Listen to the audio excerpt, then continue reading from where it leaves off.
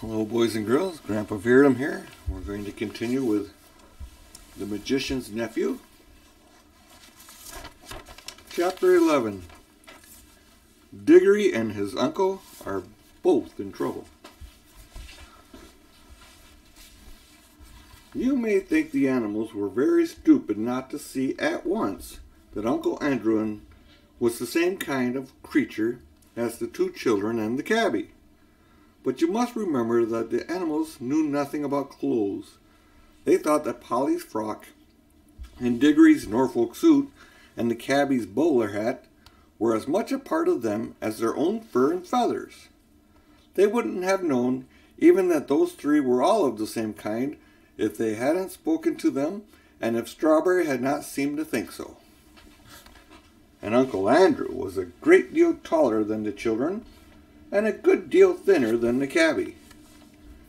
He was all in black except for his white waistcoat, not very white now, and a great gray mop of his hair, now very wild indeed, didn't look to them like anything they had seen in the other three humans. So it was only natural that they should be puzzled. Worst of all, he didn't seem to be able to talk. He had tried to when the bulldog spoke to him, or as he thought first snarled and then growled at him. He held out his shaking hand and gasped, "Good doggy, then, poor old fellow." But the beasts could not understand him any more than he could understand them. They didn't hear any words, only a vague sizzling noise. Perhaps it was just as well they didn't, for no dog that I ever knew, least of all a talking dog of Narnia, likes being called a good doggy, any more than you would like being called my little man. Then Uncle Andrew dropped down in a dead faint. "There," said the warthog, "It's only a tree. I always thought so." Remember, they had never yet seen a faint or a fall. The bulldog, who had been sniffing Uncle Andrew all over, raised his head and said, "It's an animal, certainly an animal, and probably the same kind as those others." "I don't see that," said one of the bears. "An animal wouldn't just roll over like that. We're animals, and we don't roll over. We stand up like this." And he rolls on his hind legs, took a step back, tripped over a little branch, and fell flat on his back. "The third joke, the third joke, the third joke," said the jackdaw in great excitement. "I still think it's a sort of tree," said the warthog. "If it's a tree," said the other bear, "there might be bees' nests in it." "I'm sure it's not a tree," said the badger. "I had a sort of idea it was trying to speak before it toppled over." "That was only the wind in its branches," said the warthog. "You surely don't mean," said the jackdaw to the badger, "that you think it's a talking animal? It didn't say any words."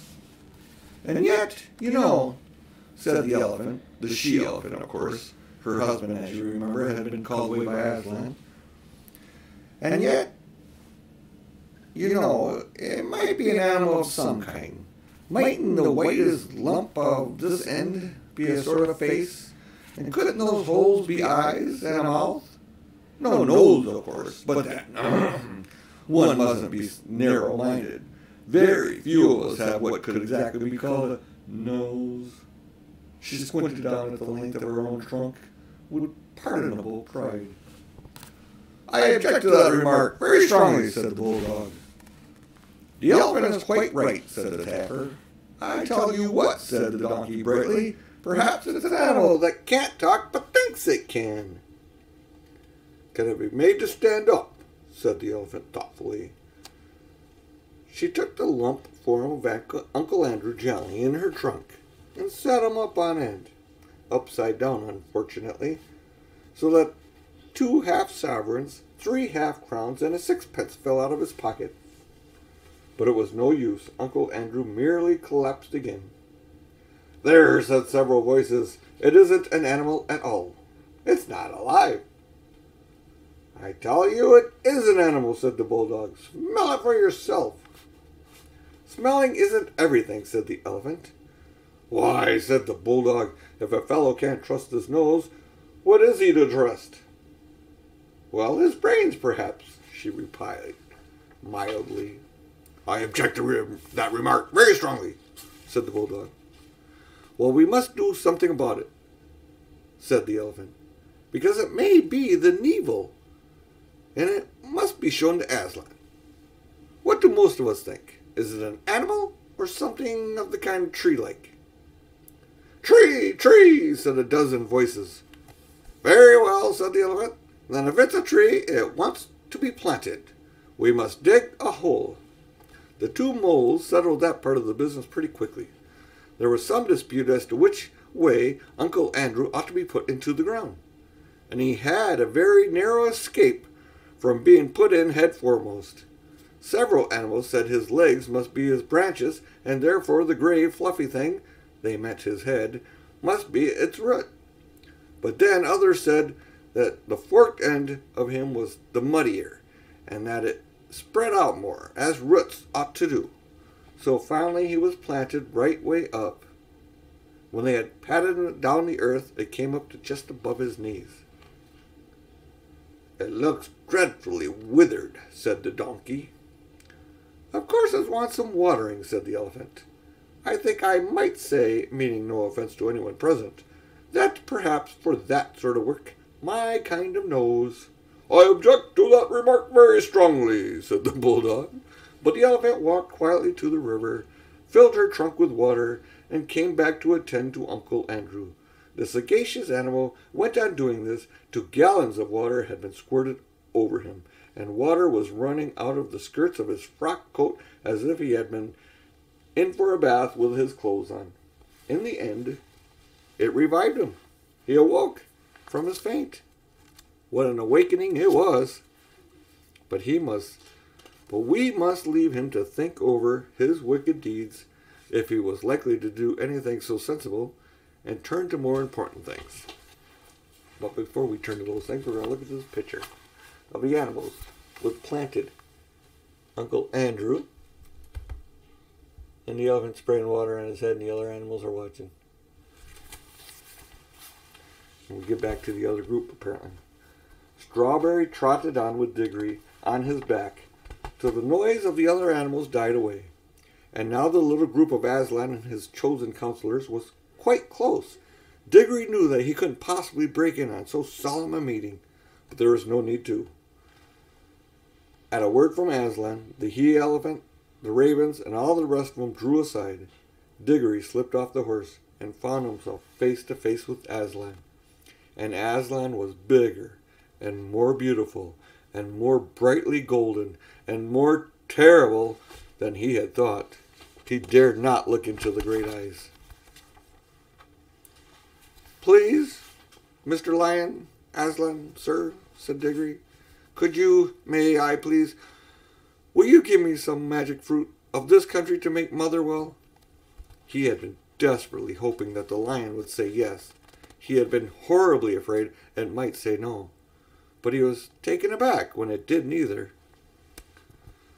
This is the boy, said Aslan, looking not at Diggory, but at his counselors.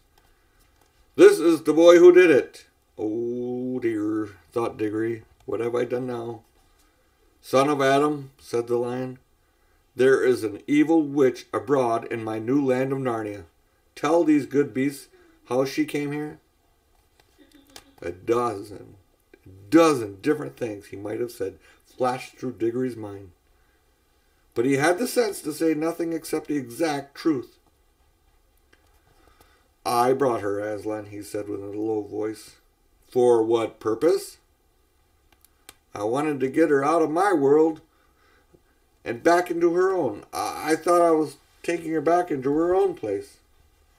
How came she to be in your world, son of Adam? By magic? The lion said nothing, and Diggory knew that he had not told enough. It was my Uncle Aslan.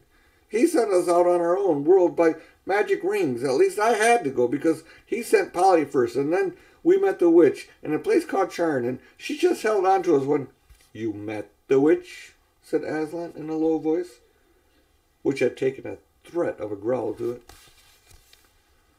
She woke up, said Diggory wretchedly, and then turning very white. I woke her because I wanted to know what would happen if I struck a bell. Polly didn't want to. It wasn't her fault. I fought her. I know I shouldn't have. I think I was a bit enchanted by the writing under the bell. Do you? Asked Aslan, still speaking very low and deep. No, said Diggory. I see now I wasn't. I was only pretending. There was a long pause.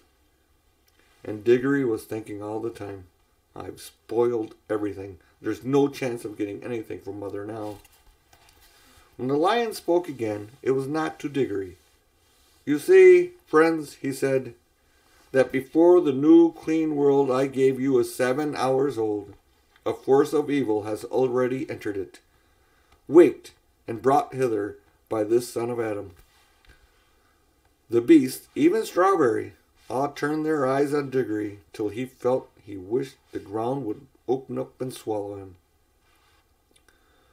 But do not be cast down, said Aslan, still speaking to the beast.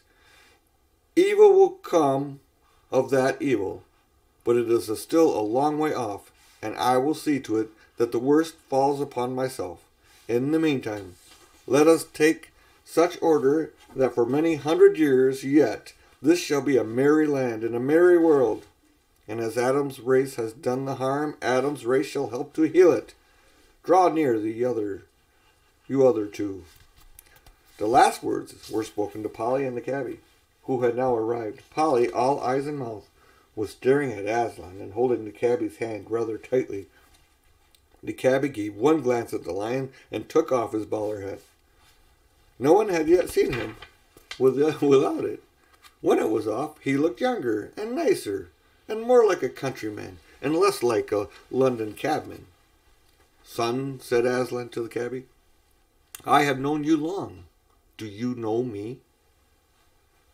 Well, no, sir, said the cabby, leastways not in ordinary manner of speaking, yet I feel somehow, if I may make so free, and we met before? It is well, said the lion. You know better than you think you know, and you shall live to know me better yet. How does this land please you? It's a fair treat, sir, said the cabby.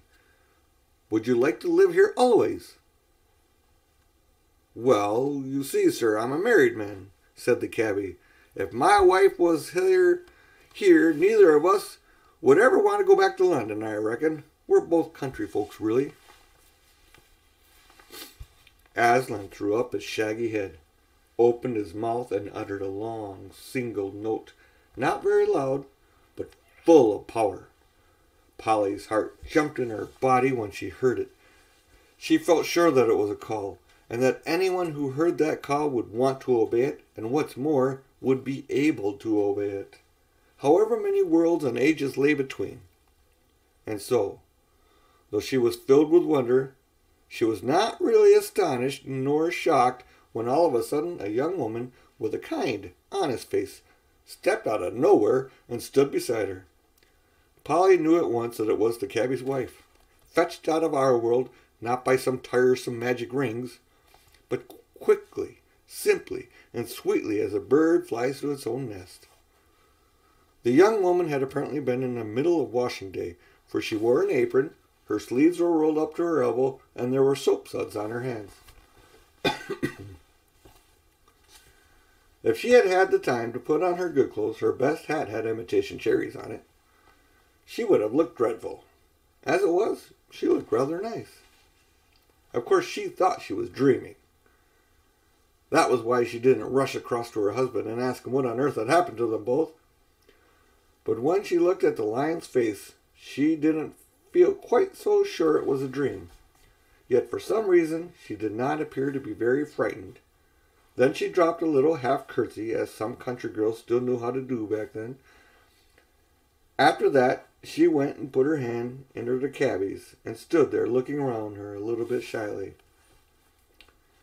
My children, said Aslan, fixing his eyes on both of them, You are to be the first king and queen of Narnia. The cabbie opened his mouth in astonishment, and his wife turned very red. You shall rule and name all these creatures, and do justice among them, and protect them from their enemies when enemies arise, and enemies will arise, for there is an evil witch in this world. The cabbie swallowed hard 2 or 3 times, and then cleared his throat. Begging your pardon, sir, he said, and thanking you very much, I'm sure, which my missus does the same, but I ain't no sort of chap for a job like that. I never had much education, you see. Well, said Aslan, can you use a spade and a plow and raise food out of the earth? Well, yes, sir, I could do that, a bit of that sort of work, being brought up to it in life. Can you rule these creatures kindly and fairly, remembering that they are not slaves like the dumb beasts of the world you were born in, but talking beasts and free subjects? I see that, sir, replied the cabbie. I tried to do the square thing by them all. And would you bring up your children and grandchildren to do the same? I'd be up to me to try, sir. I'd do my best. Wouldn't we, Nellie? And you wouldn't have any favorites either among your own children or among the other creatures, or let any hold another under or use it hardly. I never could abide such things going on, sir, and that's the truth. I'd give 'em what for if I caught 'em at it, said the cabbie, although this conversation his voice was growing slower and richer, more like the country voice he must have been as a boy, and less like the sharp, quick voice of a cockney.